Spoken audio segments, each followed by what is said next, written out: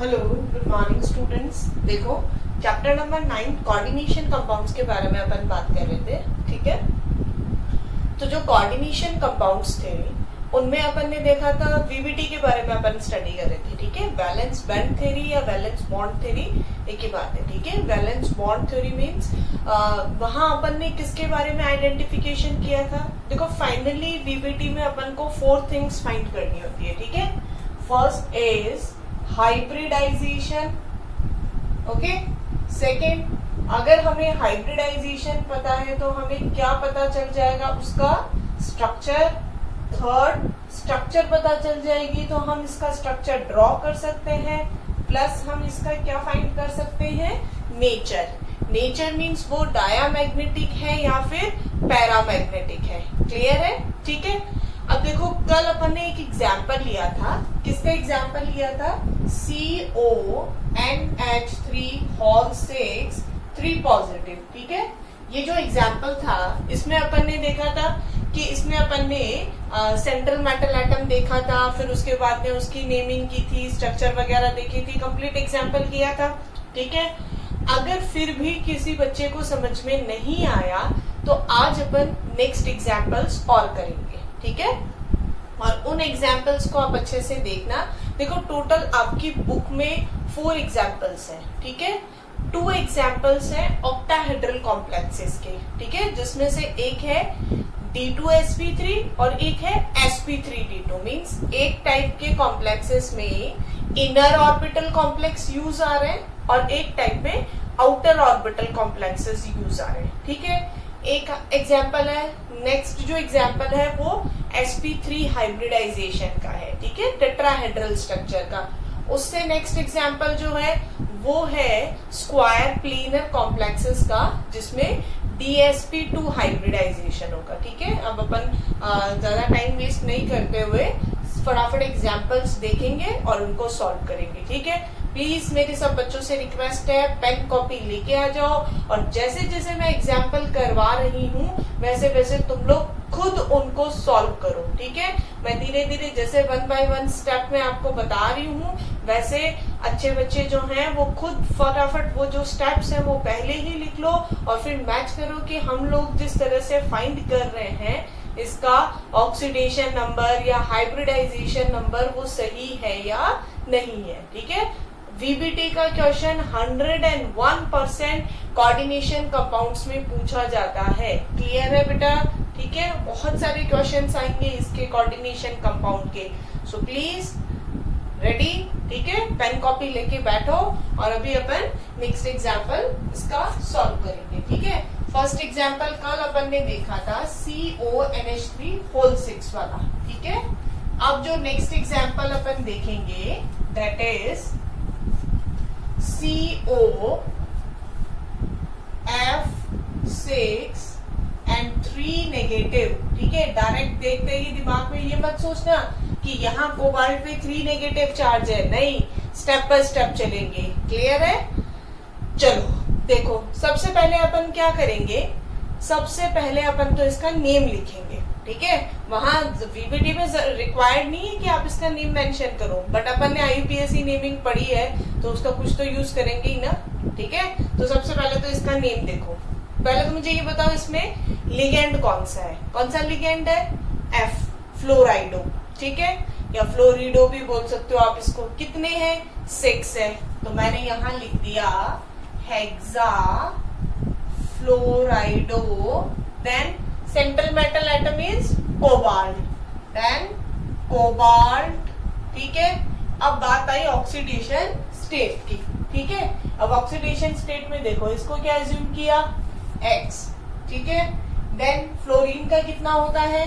-1। 6 fluorine है तो -6 is equals to charge कितना है? -3। X is equals to -3 + 6 means +3। वो ही कितनी सेम जो अपने पहले वाले कॉम्प्लेक्स में ऑक्सीडेशन स्टेट थी, वो ही सेम ऑक्सीडेशन स्टेट आई है थर्ड। क्लियर? तो इसका नेम हो गया हेक्सा फ्लोराइडो कोबाल्ट थर्ड। क्लियर है सबको?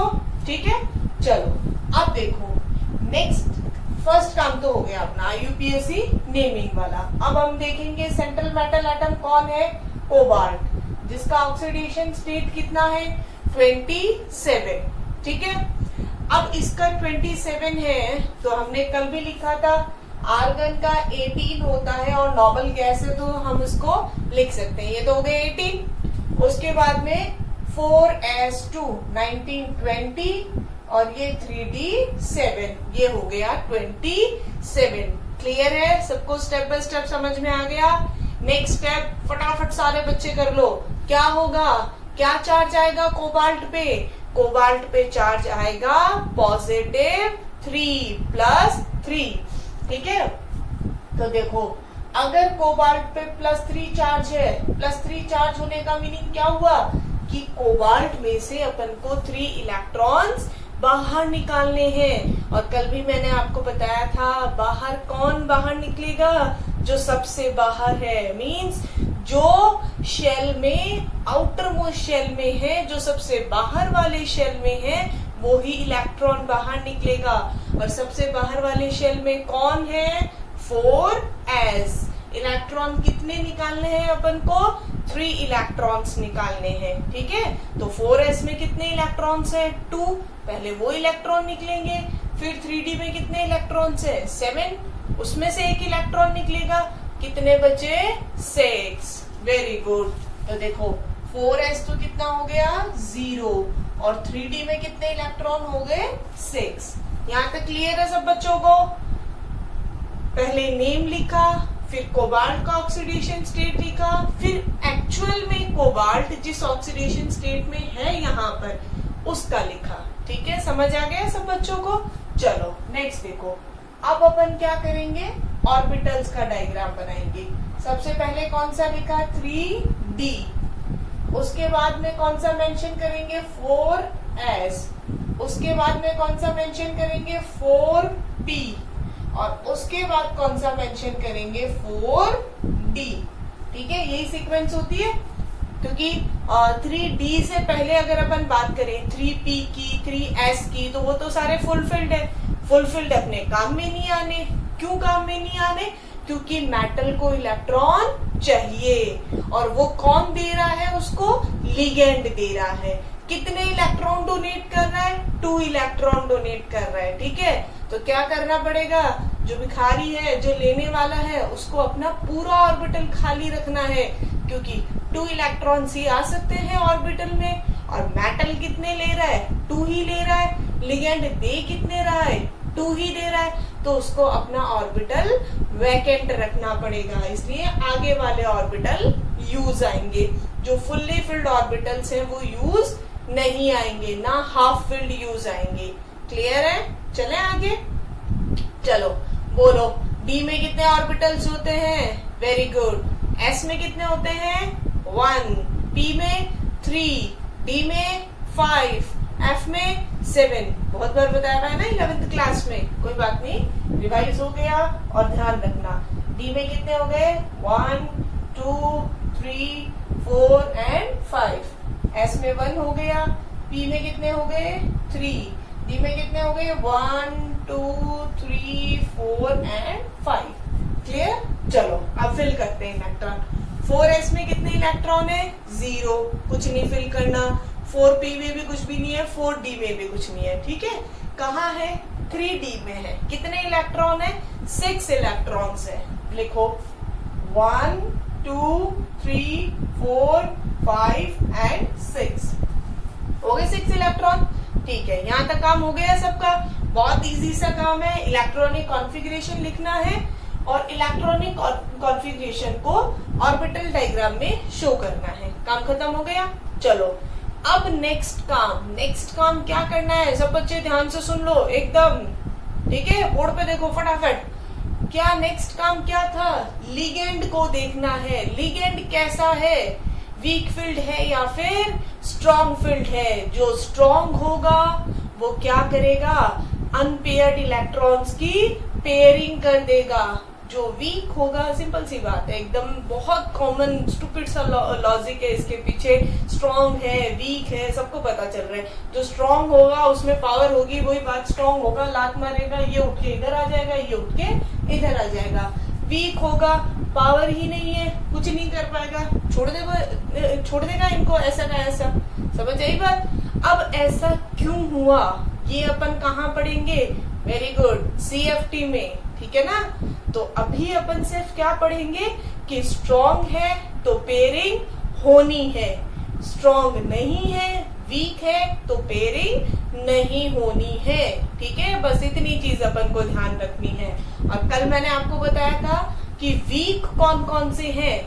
वाटर वीक है, H2O वीक है, OH नेगेटिव वीक है, जितने भी हैलोजेंस हैं आपके वो सारे के सारे वीक है, ठीक है।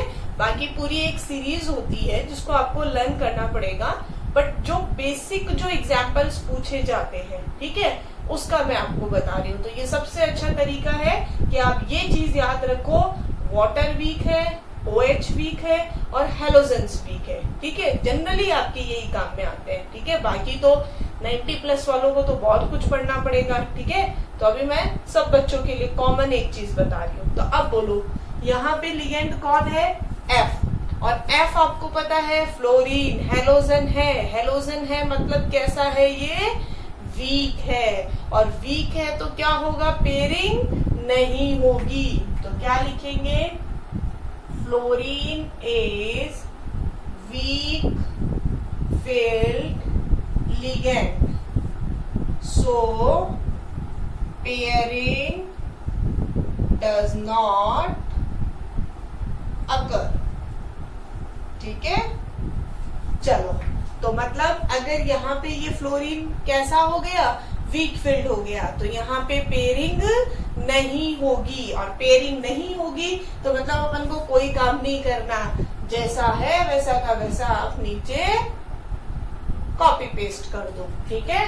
तो क्या कॉपी पेस्ट करेंगे अपन? 1 2 3 4 5, then 4S, then 4P and then 4D, ठीक है। This is 4D, this is 4P, this is 4S and this is 3D। लिख दो, क्योंकि पेयरिंग तो करनी नहीं है अपन को, तो जैसा है वैसा का वैसा लिख दिया अपन ने, ठीक है। अब बोलो, यहाँ कौन है?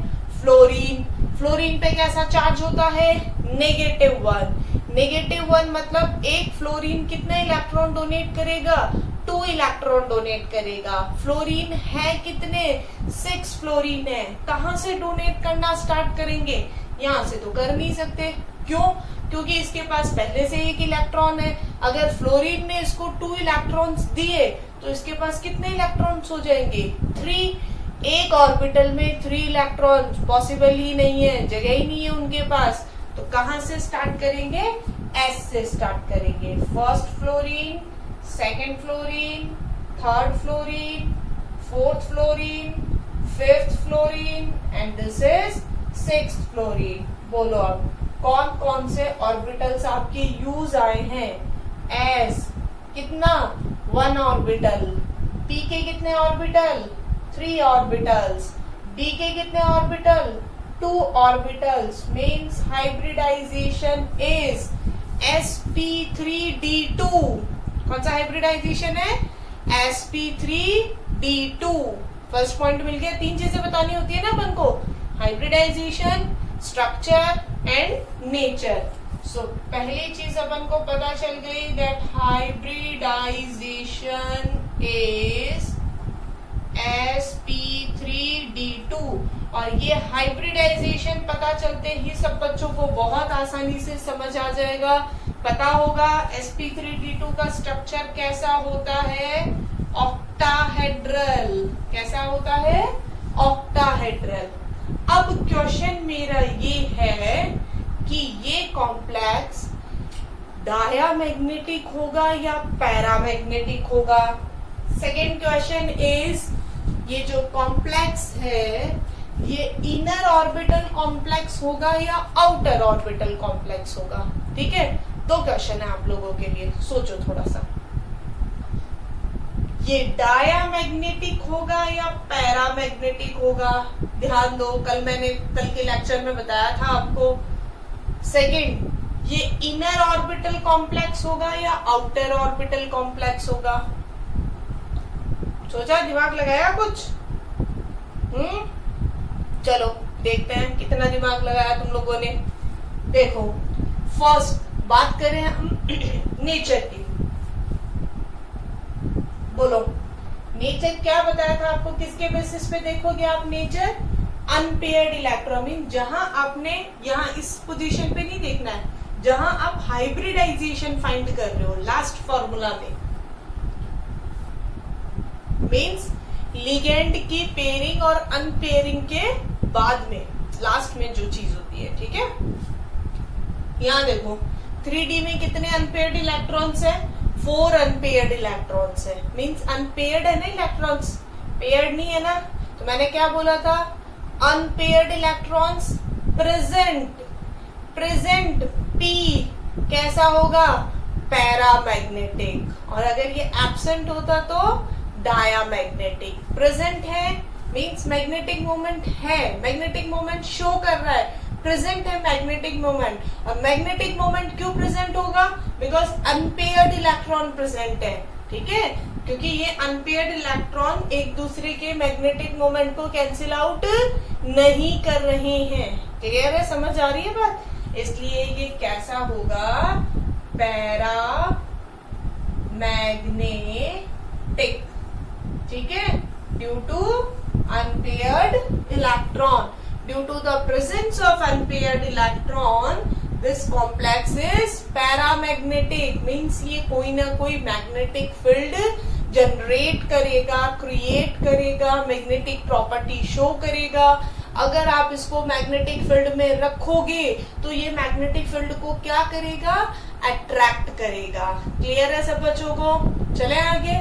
चलो, अब बात आई स्ट्रक्चर बनाएंगे कैसे, ऑक्टाहेड्रल स्ट्रक्चर। तो देखो ऑक्टाहेड्रल स्ट्रक्चर कैसे बनाते हैं? स्क्वायर प्लेनर स्ट्रक्चर होती है, एक ऊपर होता है एक नीचे होता है। Central metal atom is cobalt, 1 fluorine, 2nd fluorine, 3rd fluorine, 4th fluorine, 5th fluorine and 6th fluorine. तो ये कंप्लीट आपका जो बीबीटी है वो आ गया आपका इस बोर्ड पे, सब कुछ आ गया, ठीक है। कॉपी में आपको ऐसे नहीं बनाना है, वो तो मैं आपको एक साथ सारा समझ में आ जाए इसलिए इस तरह से इनको यही मेंशन कर दिया।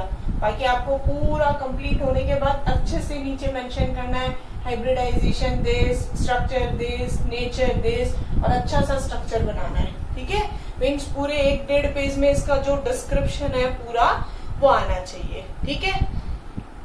अब बात आई ये इनर ऑर्बिटल कॉम्प्लेक्स है या आउटर ऑर्बिटल कॉम्प्लेक्स है। देखो बेटा, मैं कुछ टर्म्स आपको बता रही हूँ, न्यू टर्म्स है, ठीक है। मुझे ये बताओ, अच्छा पहले वाला याद है? कुछ बच्चों ने वीडियो देखे होंगे, रेगुलर जो देखते हैं बच्चे, उन्होंने देखा होगा कल अपन यहाँ इसमें अपने पास स्ट्रॉन्ग फील्ड लिगेंड था, जिसमें यहाँ पेयरिंग, इसमें मैं चेंज कब कर रही हूँ? पहले वाले के लिए कर रही हूँ, ठीक है, ध्यान से देखना।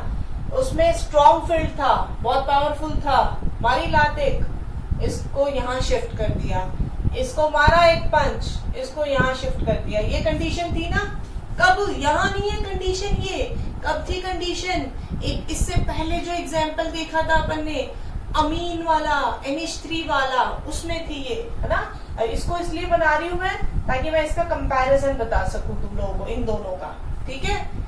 वहां उस कॉम्प्लेक्स में अपन ने देखा था 2 तो ये वाले D यूज आए थे, 1 S यूज आया था और 3 P यूज आए थे, और जिसकी वजह से हाइब्रिडाइजेशन बना था D2sp3। अब देखो यहाँ इन दोनों टर्म से रिलेटेड 2 न्यू टर्म्स आएंगी, ठीक है।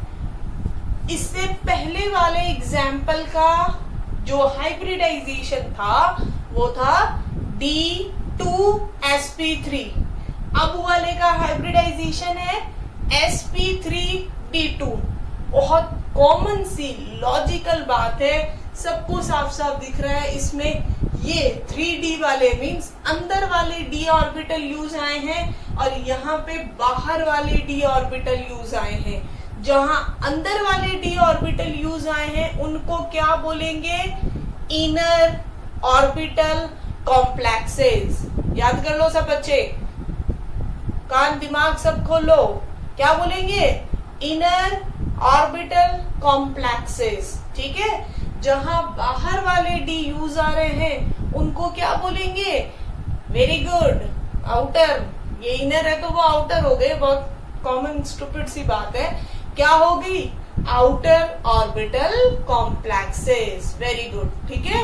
तो ये इनर ऑर्बिटल कॉम्प्लेक्सेस हो गए और ये आउटर ऑर्बिटल कॉम्प्लेक्स हो गए। चलो, ये तो बहुत कॉमन सा नेम था, सब बच्चों को आराम से समझ में आ गया होगा। ठीक है, अब इसका एक और नाम होता है, ठीक है।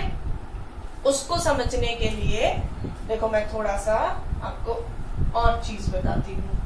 आपने देखा होगा 11th क्लास में अपन ने स्पिन काउंट की थी। ठीक है, स्पिन कैसे काउंट करते हैं? ये एरो होता है जो अपवर्ड डायरेक्शन में जाता है, उसकी वैल्यू कितनी होती है? +½ ठीक है। और जो डाउनवर्ड डायरेक्शन में जाता है उसकी वैल्यू कितनी होती है? -½ ठीक है।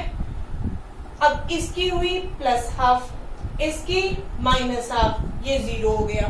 ठीक है, इसकी +½ कितनी हो गई? ½ 1, फिर ½ 1.5, फिर ½ 2। मतलब नीचे वाला जो कॉम्प्लेक्स है ये वाला, इसके स्पिन की वैल्यू कितनी हो गई? 2 हो गई। ठीक है, अब ऊपर वाले के स्पिन की वैल्यू देखो, +½ -½ cancel out, +½ -½ cancel out, +½ -½ cancel out. कितनी हो गई स्पिन की वैल्यू? 0। अब मुझे ये बताओ, इनमें से दोनों के नाम बता देती हूँ मैं, ठीक है। फिर आप मुझे बताना किसका नाम क्या है। एक का नाम है लो स्पिन कॉम्प्लेक्स, एक का नाम है हाई स्पिन कॉम्प्लेक्स। बोलो कौन सा लो है, कौन सा हाई है? बहुत टफ क्वेश्चन है भाई। यहाँ पे 0 लिखा हुआ है, यहाँ पे 2 लिखा हुआ है। अब हमें तो नहीं पता चल रहा है किसकी वैल्यू लो है, किसकी वैल्यू हाई है ना? नहीं समझ आ रहा ना? आ रहा है क्या? कौन सा होगा लो स्पिन कॉम्प्लेक्स? जिसकी स्पिन की वैल्यू लो आ रही है, जिसकी स्पिन की वैल्यू कम आ रही है, वो कैसा होगा? लो स्पिन कॉम्प्लेक्स। जिसकी स्पिन की वैल्यू ज्यादा आ रही है, हाई आ रही है, वो क्या होगा? High spin complex. तो ये हुआ आपका लो स्पिन कॉम्प्लेक्स। ठीक है, और अंदर वाले डी ऑर्बिटल यूज आ रहे हैं, इसलिए इनर ऑर्बिटल कॉम्प्लेक्स। याद आया या नहीं आया? सेकेंड थिंग, एक और नाम है स्पिन की, क्या हुई थी? पेयरिंग। क्यों हुई थी? आया था बहुत पावरफुल एक लिगेंड, मारा पंच, इलेक्ट्रॉन की पेयरिंग कर दी। थर्ड नेम है स्पिन पेयर्ड कॉम्प्लेक्सेस। कौन से कॉम्प्लेक्स? Spin paired complexes. ठीक है, तो ये 3 नेम्स हैं, उनसे इनको जाना जाता है। इसने अंदर वाले डी ऑर्बिटल यूज आ रहे हैं, इसलिए inner orbital complex. Strong field ligand था, क्या किया? पेयरिंग कर दी, इसलिए स्पिन पेयर्ड कॉम्प्लेक्स। पेयरिंग की तो सबके स्पिन से एक दूसरे से कैंसिल आउट हो गए। ठीक है, सब काम तमाम हो गया सबका। हीरो ने मारा, धुलाई की, सारे इधर चले गए, सबका काम खत्म हो गया। ठीक है, तो यहाँ पे लो स्पिन कॉम्प्लेक्स। अब यहाँ क्या हुआ? क्या है? वीक फील्ड लिगेंड है, लिगेंड कोई आया ही नहीं, पंच ही नहीं मारा, तो इनको बेचारों को आगे जाना पड़ा। आगे जाना पड़ा तो बाहर वाले डी ऑर्बिटल यूज है, इसलिए इनर की जगह क्या नाम हो जाएगा? Outer orbital complexes. स्पिन की वैल्यू अच्छी खासी है, तो क्या लिखेंगे? हाई स्पिन कॉम्प्लेक्स, लो स्पिन की जगह। स्पिन पेयर्ड नहीं हुई है, अनपेयर्ड है, तो क्या लिखेंगे? Spin unpaired complexes. ठीक है, तो यहाँ ध्यान से देखना बेटा, अपन ने 2 एग्जाम्पल सॉल्व कर लिए हैं। ठीक है, फर्स्ट इज CO। चलो देखो, 1 मिनट दोबारा बता देती हूँ मैं आपको। फर्स्ट एग्जाम्पल अपन ने सॉल्व किया था CO NH3 whole 6 3 positive, and next is COF6 3 negative, ठीक है। इसका हाइब्रिडाइजेशन आया था D2sp3, इसका sp3d2, इसका स्ट्रक्चर ऑक्टाहेड्रल, इसका भी ऑक्टाहेड्रल। इसमें अनपेयर्ड इलेक्ट्रॉन्स नहीं थे इसलिए डायामैग्नेटिक, इसमें अनपेयर्ड इलेक्ट्रॉन्स थे इसलिए पैरामैग्नेटिक, ठीक है। अब इसमें अंदर वाले डी यूज आए इसलिए इनर ऑर्बिटल कॉम्प्लेक्स, इसमें बाहर वाले यूज आए इसलिए आउटर ऑर्बिटल कॉम्प्लेक्स। इसमें स्पिन की वैल्यू इनर ऑर्बिटल क्यों यूज आए थे? क्योंकि पेयरिंग हो गई थी और पेयरिंग होने से स्पिन एक दूसरे की कैंसिल आउट हो जाती है, इसलिए लो स्पिन कॉम्प्लेक्स। इसमें कैंसिल आउट नहीं हुई थी इसलिए हाई स्पिन कॉम्प्लेक्स। इसमें कैंसिल आउट क्यों हुई थी? बिकॉज पेयरिंग हो गई थी। पेयरिंग क्यों हुई? क्योंकि स्ट्रॉन्ग फील्ड लिगैंड था।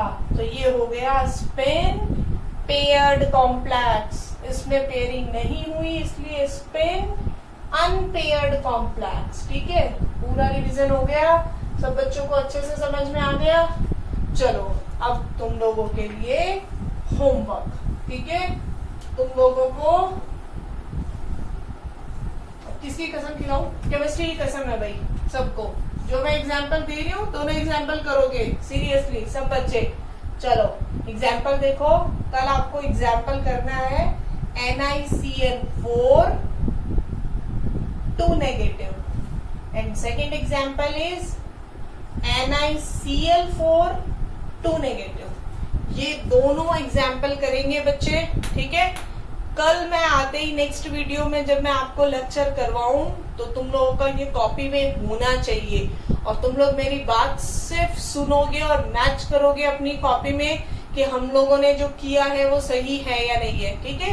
कुछ हिंट दे देती हूँ मैं आपको। निकल का atomic number 28, cyanide is strong field ligand, Cl is weak field ligand. इन दोनों में से एक का हाइब्रिडाइजेशन होगा sp3, सेकेंड का हाइब्रिडाइजेशन होगा dsp2। इसका स्ट्रक्चर होता है टेट्राहेड्रल, इसका स्ट्रक्चर होता है स्क्वायर प्लेनर। अब इससे ज्यादा अगर मैं कुछ बताऊंगी तो शायद तुम्हारे लिए कुछ भी नहीं बचेगा करने के लिए, ठीक है। तो इसलिए सब बच्चे इन दोनों एग्जाम्पल्स को बहुत अच्छे से सॉल्व करेंगे और कल मैच करेंगे। ओके चलो बाय।